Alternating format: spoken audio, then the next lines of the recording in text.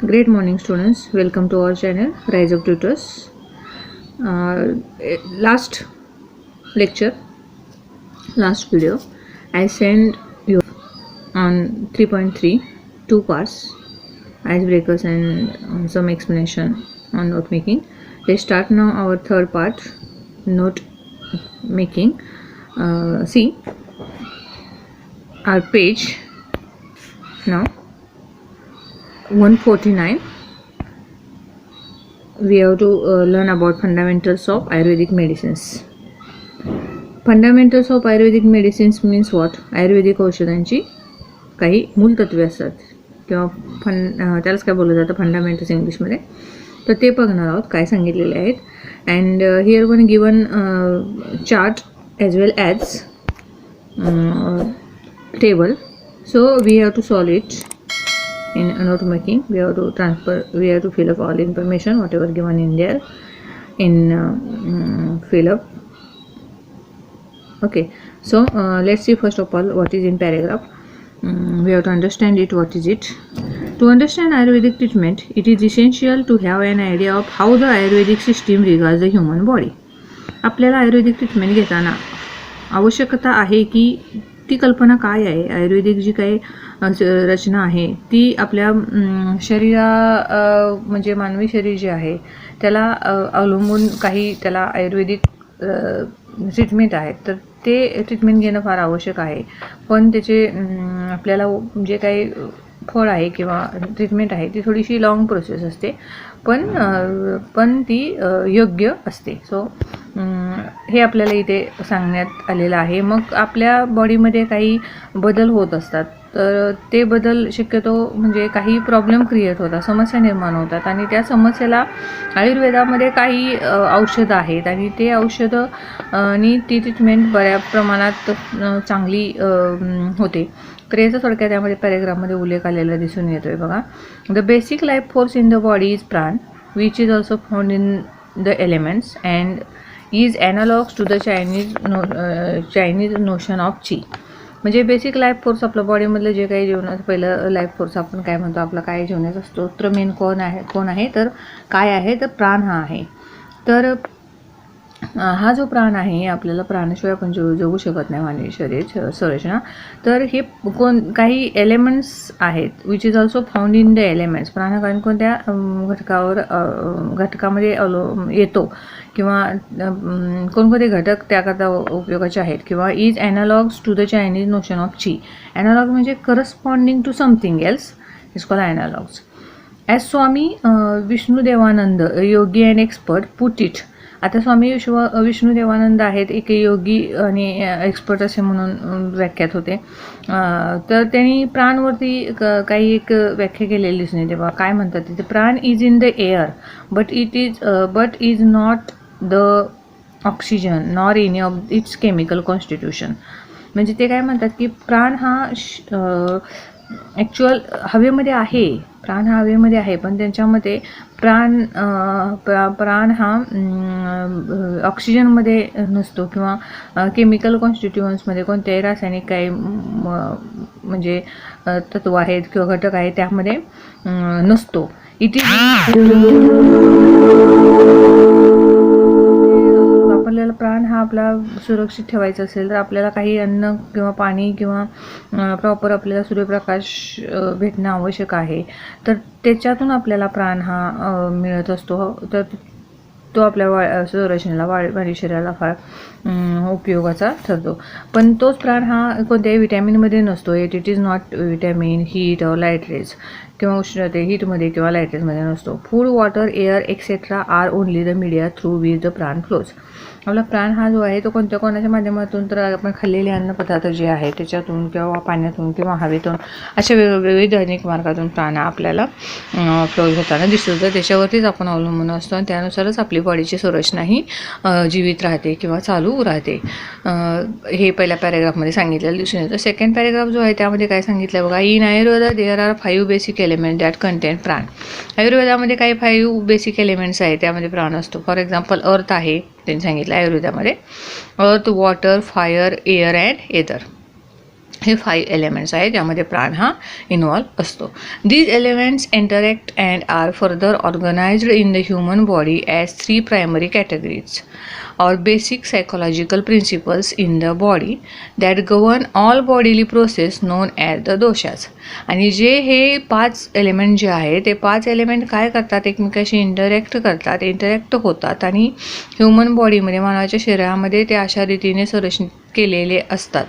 तर त्याचे काही कॅटेगरीज आहेत, किंवा आपल्या सायकोलॉजिकल प्रिन्सिपल्स आहेत बॉडीमधले काय, त्या सर्वांना कंट्रोल करण्याचं काम, गव्हर्न करण्याचं काम एलिमेंटद्वारे आपल्या शरीरात होत असतं, रचना तयार होत असते. आणि हे जेव्हा प्रोसेस तयार होते त्यातून काही दोष क्रिएट होतात, दोष निर्माण होतात. तर दोष निर्माण होतात त्यामध्ये 3 दोषाजार, मग त्यातून काही समजा त्यामध्ये ह्या एलिमेंटमधून काही संसर्ग, काही तर दोष क्रिएट होतात. तर ते बॉडीतून कशाच्या मार्फत बाहेर येतात, तर 3 दोषाजार, वात, पित्त, kapha and kapha. Each individual has unique blend of the 3 doshas. आणि बघा हे 3 मार्ग आहेत, वात, पित्त आणि कफ प्रवृत्तीची लोक. अशा पद्धतीने हे दोष आपण एकत्रितरित्या त्याचं वर्गीकरण करतो. आणि प्रत्येक इंडिव्हिज्युअलमध्ये, प्रत्येक व्यक्तीमध्ये हा युनिक ब्लेंड आहे, एकत्रीकरण आहे, 3 दोषांचं एकत्रीकरण प्रत्येकामध्ये आहे, नोन ॲज द पर्सन्स प्रकृती. आणि हे सगळं माणसाच्या प्रत्येकाच्या प्रकृतीवर अवलंबून आहे. Which is the reason why ayurvedic treatment is always personalise. आणि ह्याकरता जेव्हा माणसाची प्रकृती कशी आहे, प्रत्येक मानवाची प्रकृती कशी आहे हे बघून, वात प्रकृती आहे का पित्त प्रकृती आहे का प्रकृती आहे हे बघून आयुर्वेदिक जे काही ट्रीटमेंट आहेत, औषधोपचार आहेत, ते सर्व त्यानुसार ते दिलं जातं किंवा ट्रीट केलं जातं. तशी ट्रीटमेंट चालू ठेवली जाते. In Ayurveda illness is regarded as a state of imbalance in 1 or more of persons doshas. म्हणजे आजारीपण जे आहे ते आजारीपण काय आहे, तर एखाद्याचं समजा व्यक्तीमध्ये काही दोष असतात. तर दोष, हे जे काही दोष आहे सांगितलं आपण, दोष, पित्त, वात, कफ, हे दोष असतात ते मोठ्या प्रमाणात झाले किंवा त्याच्यामध्ये काही असंतुलन निर्माण झालं तर काही प्रमाणात हे आपले आजार जे आहे ते चालू होतात. तर and an Ayurveda physician works to adjust and balance them via a variety of methods. आणि मग जे आयुर्वेदिक जे काही डॉक्टर आहे, फिजिशियन्स आहे, ते काय करतात, त्याच्यावरती त्याला संतुलन निर्माण करण्याचं काम, त्या आजाराला बरं करण्याचं काम, ॲडजस्ट करायचं काम वेगवेगळ्या पद्धतीने ते करत असतात. अशा पद्धतीने सेकंड पॅरेग्राफमध्ये आपल्याला ते एलिमेंट जे आहेत, एलिमेंट्सवरून निर्माण होणारे जे काही आजार आहेत आणि ते आजार आपल्या मानवी प्रकृतीमध्ये कसे एकत्रित झालेले आहेत आणि त्याच्यावरती आयुर्वेदामध्ये काय ट्रीटमेंट आहेत आणि त्याला बॅलन्स करणे हे डॉक्टरांचं काम आहे. हे सर्व ह्या पॅरेग्राफमध्ये आपल्याला सांगितलेलं दिसून येतं. आता प्रत्येक जे काही ते दोषाच आहे 3, त्याचं एक्सप्लेनेशन नेक्स्ट 3 पॅरेग्राफमध्ये आपल्याला दिसून येईल.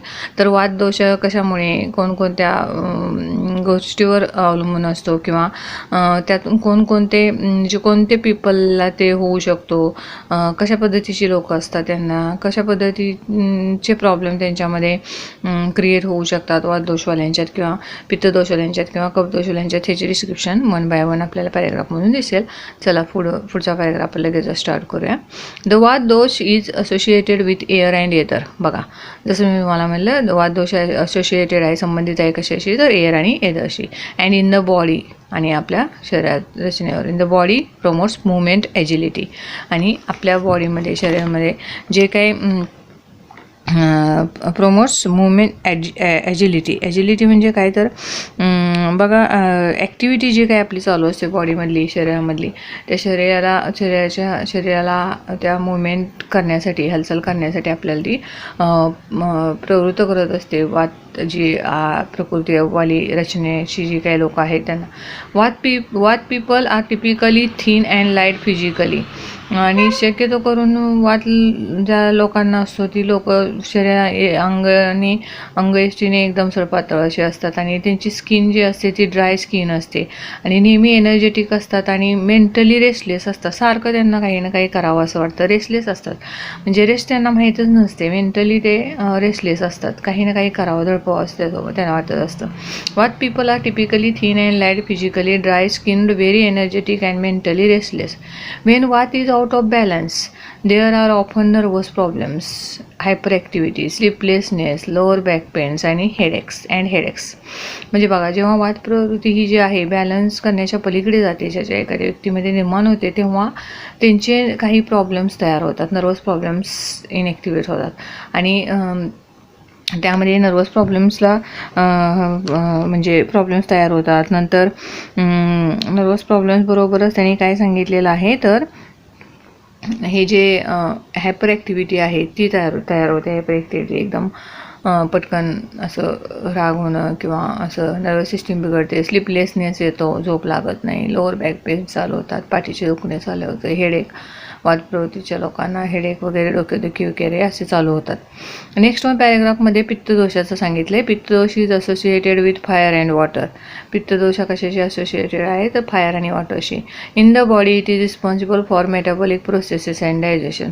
आणि आपल्या बॉडीमध्ये हे कशावर जास्त करून मेटाबॉलिक जी काही प्रोसेस आहे, डायजेशन आहे बॉडीमध्ये, चयापचय ज्या काही क्रिया आहेत, चया आणि पचनाच्या, तर त्याच्यावरती जास्त करून पित्तदोष हा डिपेंड असतो किंवा रिस्पॉन्सिबल असतो. पित्तदोष आपली चयापचन क्रिया कशी निर्माण होते बॉडीमध्ये त्याच्यावरती पित्त हे त्या बॉडीला तयार होत असतं किंवा मग असे दोष निर्माण होऊ शकतात.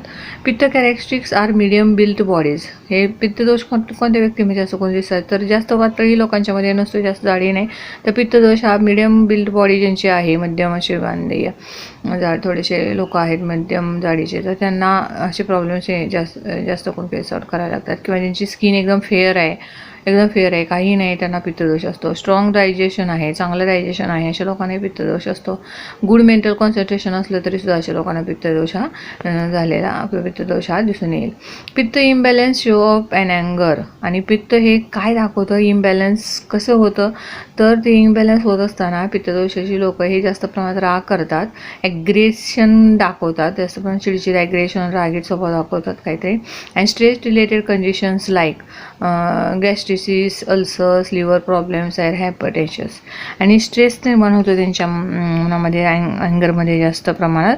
आणि त्यावेळेस मग जेव्हा ते रिॲक्ट होतात, तर काय असते, तर रिॲक्ट होत असतात त्याची कंडिशन कशी असते, गॅस्ट्रिसिस. म्हणजे असं रिॲक्ट झाल्यानंतर स्ट्रेस जास्त घेण्यामुळे जठरामध्ये वगैरे सूज येते, काही ठिकाणी अल्सर्स येतात, अल्सर्स तयार होतात, त्याला जी अल्सर्स, लिव्हर प्रॉब्लेम्स तयार होतात, यकृताचे काही आजार असतात ते तयार होतात. आणि हायपर टेन्शनसुद्धा येतं, जास्त प्रमाणात टेन्शनसुद्धा त्यामुळे स्ट्रेसमुळे येतं, असे आजार उद्भवू शकतात. नेक्स्ट त्यांनी सांगितलं आहे kapha dosha. Kapha dosha is associated with water and earth. Kapha dosha कशाशी असोसिएटेड आहे, तर वॉटर आणि अर्थशी असोसिएटेड आहे. People characterize as kapha are generally large और heavy with more oily complexions. बघा, पीपल काय रिस्पॉन्सिबल कशामुळे, तर जास्तीत जास्त प्रमाणात तुम्ही बघितलं ना, तर जे कोणी लोक जास्त प्रमाणात तेलकट असं पदार्थ कोणतेही खात असतात, हेवी जड असे तेलकट खातात, तर त्यांना हा वात प्रवृत्ती निर्माण होते त्यांच्यामध्ये, हे दिसून येईल. तर they tend to be slow, calm and peaceful. त्यांचा कल मात्र एकदम ते शांत, स्लो असतात, मंद असतात, शांत असतात, काम असतात आणि पीसफुल असतात, एकदम शांततापूर्ण असं ते त्यांचा जास्तीत जास्त कल असतो त्या लोकांचा. Kapha disorders manifest emotionally as greed and possessiveness. आणि हे जे काही कफ प्रवृत्तीचे लोक आहेत ते जास्तीत जास्त पजेसिव्ह राहायला बघतात. बघा, एखाद्यावरती जास्त पजेसिव्ह, कोणत्याही गोष्टीवर जास्त पजेसिव्ह राहणं, कारण ग्रीड आहे, लोभीपण आहे, तोही त्यांच्यामध्ये जास्त प्रमाणात असतो. आणि फिजिकली ॲज ऑबिसिटी म्हणजे काय, तर जास्त प्रमाणात त्यांच्यामध्ये आपल्याला कफ प्रवृत्तीच्या लोकांच्यामध्ये जास्त प्रमाणात आपल्याला ऑबिसिटी म्हणजे जाडपण, fat, excessive fat, body fat दिसून येतो, एक्सेस बॉडी फॅट ज्याला असतो त्याला कफ प्रवृत्ती दिसून येते. नंतर काय सांगितलं आहे त्यांनी, तर फॅटिग हा एक सांगितलेला आहे. तर फॅटिग म्हणजे स्ट्रेस वगैरे अशा लोकांच्यामध्ये जास्त दिसून येतं. नंतर ब्रॉन्चिटीज म्हणजे काही लंगचे प्रॉब्लेम क्रिएट होऊ शकतात. आणि सायनस प्रॉब्लेम म्हणजे काही कॅव्हिटीमध्ये काही प्रॉब्लेम्स, टिश्यूमध्ये, ऑर्गन्समध्ये, एखाद्या ऑर्गनच्या कॅव्हिटी काय ते प्रॉब्लेम्स तयार होतात, एखाद्या ऑर्गनमध्ये काही कॅव्हिटीमध्ये प्रॉब्लेम किंवा टिश्यूमध्ये प्रॉब्लेम येतात.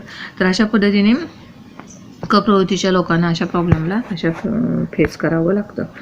नेक्स्ट वन बघा, पेज नंबर 150वर हे हा जो आपण पॅरेग्राफ आता तुम्हाला समजावून सांगितला त्याच्यावरती तुम्हाला एक फ्लोचार्ट किंवा टेबल आपण खाली बघणार आहोत. तर अशा पद्धतीने तुम्हाला ते कंप्लीट करायचं आहे. नोट मेकिंग करता असं पॅरेग्राफवरती आधारित तर त्यांनी ते दिलेलं आहे. Let's complete the following diagram and represents प्राण अँड इट्स एलिमेंट्स.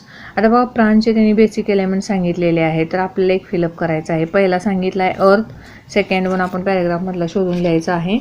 आता लर्न केला त्यामध्ये. तर फायर दिलेला आहे, एअर दिलेला आहे, एदर दिलेला आहे, अर्थ दिलेला आहे. तर आपल्याला कोणता एलिमेंट इथं घ्यायचा आहे. नेक्स्ट प्राणसाठीचा राहिलेला एलिमेंट आहे वॉटर. सेकंड वन ऑप्शन काय येईल इथे, वॉटर हे आन्सर येईल. तर earth, water, fire, air and ether these are the basic elements of prana. Bodily process 3 doshas next दिलेला आहे बघा. तर त्यामध्ये वात, पित्त, कफ. Vata is associated with air and ether given here. आता पित्त कशाशी असोसिएटेड आहे ते लिहायचं आहे. पित्त असोसिएटेड जे आहे ते कशाशी आहे ते तुम्हाला इथे आन्सर लिहायचं आहे. तर पित्त असोसिएटेड आहे ते फायर अँड वॉटर. आन्सर काय येईल, fire and water. Write down in there, fire and water.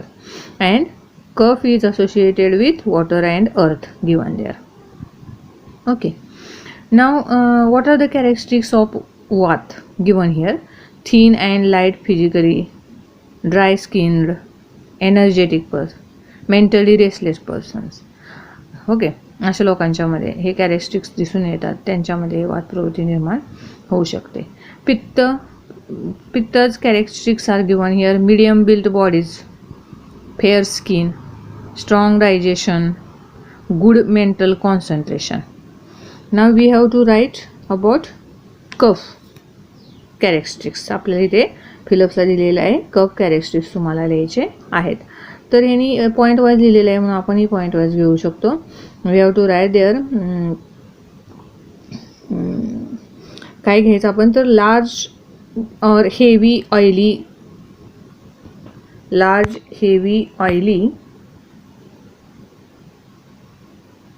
कॉम्प्लेक्शन्स. Large heavy oily complexions पहिला झाला पॉईंट आपण लिहू शकतो.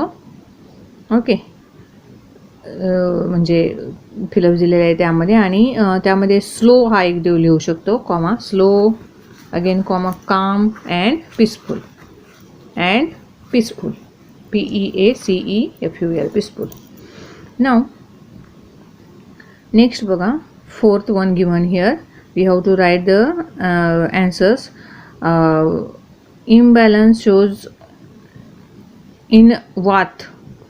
How it shows in what? Imbalance. So what have to write there?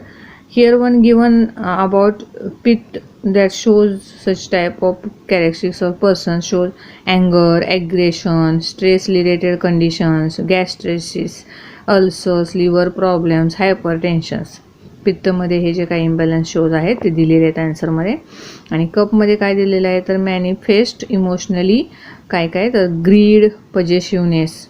Then physically obesity, fatigue, bronchitis, sinus problems. Now we have to write here imbalance shows in vata prakriti. आता वातमध्ये आपल्याला imbalance जे आहेत तर ते लिहायचे आहेत. तर त्यामध्ये घेऊ शकता. फर्स्ट पॉईंट आपण काय घेऊ शकतो, तर काय क्रिएट होतात आपण, नर्वस प्रॉब्लेम्स फर्स्ट. सेकंड आपण घेऊ शकतो इथे sleeplessness. Third one hyperactivity. Fourth one lower back pens.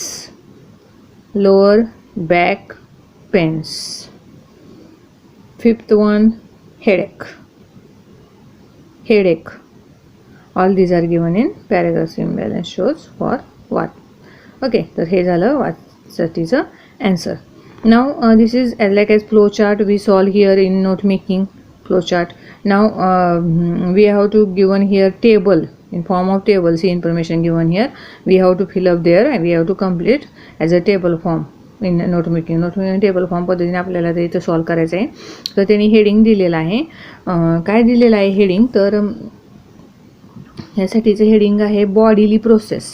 असं दिलेलं आहे आणि 3 कॉलम्स केलेले आहेत, दोषात सांगितलेले आहेत, वात पित्त कफ असोसिएटेड विथ वात जसं एअर अँड एदरशी असोसिएटेड आहे तसं आपण पित्त मगाशी आन्सर जे बघितलं ते पित्त असोसिएटेड विथमध्ये लिहायचं आहे आपल्याला. तर काय येईल तर त्यामध्ये फायर अँड वॉटर येईल. आणि नेक्स्ट वन जे आहे कफसाठीचं काय येईल तर कफसाठीचं लिहायला लागेल वॉटर अँड अर्थ. कफ असोसिएटेड विथ वॉटर अँड अर्थ. Okay. Pitta associated with fire and water. Now one characteristics only given here means Pitta, one characteristic strong digestion given here. We have to write here वात. वातचा आपल्याला लिहायचं आहे characteristics. तर एकच दिलेलं आहे त्याने, त्यामुळं एकच इथं आपण लिहू शकतो, काही प्रॉब्लेम नाही. एक कोणतंही आपण इथे लिहू शकतो आपल्याला जे आवडेल ते. मग त्यामध्ये बरेचसं बघा आपल्याला आलेले आहे. आपल्याला तिथे एनर्जेटिक म्हणून आलेलं आहे पॅरेग्राफमध्ये, थिन अँड लाईट फिजिकली असं पण आलेलं आहे बघा, किंवा ड्राय स्किन, ह्यामधलं कोणतंही तुम्ही तिथे एनर्जेटिक वगैरे लिहू शकता. पित्त कॅरेक्टरिस्टिक दिलेलं आहे, स्ट्रॉंग डायजेशन दिलेलं आहे. आपल्याला कफचं जे काही कॅरेक्टरिस्टिक आहे ते लिहायचं आहे. तुम्ही तिथे कफचं जे कॅरेक्टरिस्टिक आपण स्लो किंवा काम किंवा पीसफुल असं घेऊ शकता. कॉमा लिहून स्लो, काम, पीसफुल किंवा एखादं त्यातलं कोणतंही लिहिलं तरी चालेल. Now vata imbalance causes we have to write here. वातमधल्या आता एक इम्बॅलन्स कॉज लिहायचा आहे कोणता पण टेबलमध्ये. तर इथे आपण घेऊ शकतो स्लीपलेसनेस.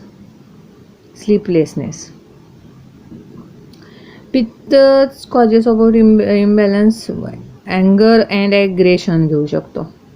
अँगर and aggression. आणि कफमध्ये त्याने दिलेलंच आहे जे काही इम्बॅलन्स कॉजेस आहेत कफचे काय दिलेलं आहेत. तर कफसाठीचे त्यांनी काय तर दिले ग्रीड हा दिलेला आहे.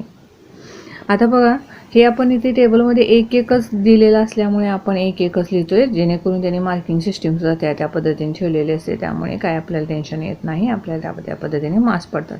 पण आपण जो पहिला बघितला फ्लो चार्ट त्यामध्ये सगळं डिस्क्रिप्शन दिलेलं होतं बघा इम्बॅलन्स शोजमध्ये. तर तिथे सर्व आपण नोट डाऊन करणं आवश्यक आहे.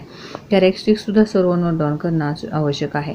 डिटेल इन्फॉर्मेशन ह्यामध्ये येऊन जाते बघा फ्लो चार्टमध्ये जे आहे ते. असोसिएटेड विथमध्ये पण सुद्धा तेवढेच मोजक आणि डिटेल इन्फॉर्मेशन सर्व दिसून येतं. तर जसं दिलेलं आहे त्यानुसार आपण प्रेझेंटेशन करणं आवश्यक आहे, कारण मार्क्स त्यावरती डिपेंड असतात. सो मला वाटते जे काही मी आता तुम्हाला नोट मेकिंगचा दिलेलं आहे सर्व एक्झाम्पल जे आपल्या लेसनमध्ये आलेलं आहे 3.3मध्ये ते सर्व सॉल्व करून झालेलं आहे. तुम्हाला सर्व समजलंच असेल. तर मी रिक्वेस्ट करते अजूनही माझ्या कोणी चॅनलला सबस्क्राईब केलं नसेल तर सबस्क्राईब करा, जेणेकरून माझे विविध असे तुम्हाला माझे नवीन व्हिडिओ जे आहेत त्याची नोटिफिकेशन मिळत राहतील. थँक्यू.